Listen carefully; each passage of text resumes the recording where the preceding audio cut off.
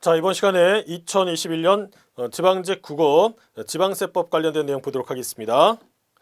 자, 이번 지방세법 관련된 내용을 갖다 간단하게 총평을 한다라고 하면 예전에 비해서 시험에 대한 그 난이도 측면에서 본다라고 했을 때 많이 높아진 부분이 있다. 왜 그러냐면 예전에는 보면은 이제 옳지 않은 것은 이렇게 해가지고 출제를 했는데 지금은 옳은 것은 이렇게 해서 문제를 냈단 말이죠. 그러면 옳은 것이 실제 체감 난이도가 훨씬 높아요. 왜냐하면 내가 이게 옳은지 그른지에 대한 그 판단해야 될 것들이 훨씬 옳지 않은 거에 비해서 높아진다는 것이죠. 근데 이제 여기 문제를 갖다 가만히 살펴보시면은 옳은 것은 이라고 해서 물어본 것들이 굉장히 많습니다. 그러면 그것만큼 시간이 더 많이 소요되고 우리가 판단하는 데 있어서 여러 가지 영향을 받게 된다는 것이죠. 그 다음에 또 경우에 따라서는 지역적인 내용들도 꽤 많이 들어가 있는 경우가 있고요. 그리고 일반적으로 지방세 관련했을 때 취득세가 전체적으로 교재에서 차지하는 비중이 큰 것처럼 거기에 보통 맞춰가지고 이제 출제가 되고 있는데 지금 2021년에 지방세법 관련된 내용을 갖다 보면은 취득세 관련된 출제 내용이 한 문제밖에 없다라는 것도 좀 특이합니다. 그래서 우리가 분량에 따라서 출제되는 내용을 감안해 가지고 어떤 부분에 이제 집중하는 것들이 있는데 이번 시험 문제에서는 그런 것들이 적절하게 이렇게 고려돼서 출제되지 않았다는 부분이 있어요. 오히려 그 외에 나머지 것들에서 이렇게 출제된 내용들이 등장을 하고 있어서 우리가 이전까지 일반적인 패턴에 맞춰 가지고 시험 준비를 했다라고 한다면 이번에는 조금 그 점수 측면이라든지 난이도 이런 데서 어려움이 있을 수 있는 그런 부분이라고 생각이 듭니다. 자, 일단 1번에 보시면은요 이런 게 있어요. 지방세 기본법상 납세무의 확장 및 보충적 납세무에 대한 설명으로 옳은 것은 이라고 되어 있죠. 그래서 1번에 보시면은 법인이 합병한 경우에 합병 후 존속하는 법인은 합병으로 인하여 소멸된 법인에 부과된 지방자치단체의 징수금에 대해서는 납세의무를 지지 않는다라고 했는데 그렇지 않죠. 이게 1번에 1 관련했을 때 보시면은요 납세 의무를 승계하는 부분이 나옵니다. 지금 설명된 거는 이제 법인이죠. 법인의 합병 관련해서 지금 여기 나와 있는 것처럼 존속하는 법인이 어떻게 되느냐, 납세의무를 승계를 해요. 승계를 하는데 이때 특별하게 제한이 없느냐라고 하면 없어요. 무제한으로 해서 납세의무가 승계가 되고 있습니다.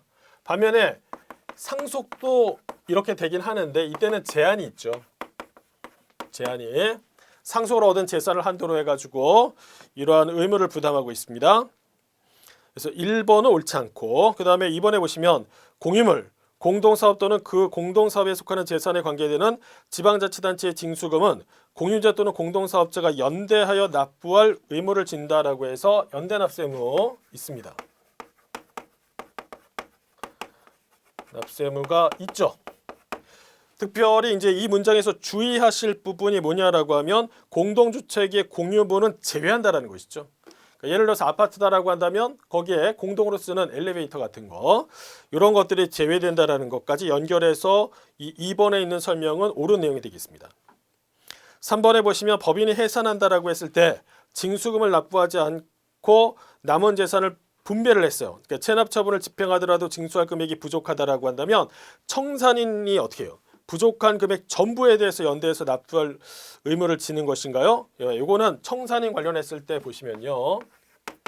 청산인 관련했을 때 이게 전부가 아니라 자기가